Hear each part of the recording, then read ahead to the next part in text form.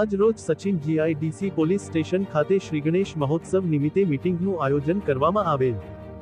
જે મીટિંગમાં Sachin GIDC police station વિસ્તારના શ્રી ગણેશ આયોજકો, શાંતિ સમિતિના સભ્યો તથા સલાહકાર સમિતિના સભ્ય મળી કુલ 60 જેટલા સભ્યો હાજર રહેલ. સદર મીટિંગમાં શ્રી ગણેશજીની સ્થાપના બાબતે પોલીસ કમિશનર સાહેબશ્રીએ જાહેરનામા મુજબ માટીની મૂર્તિ 0.9 ફૂટ તેમજ પીની મૂર્તિ 0.5 ફૂટ કરતાં વધુ ઊંચાઈની નહીં લાવવા સમજ કરવામાં આવેલ, તેમજ પંડાલ જાહેર રોડ વચ્ચે નહીં બાંધવા સમજ કરવામાં આવેલ,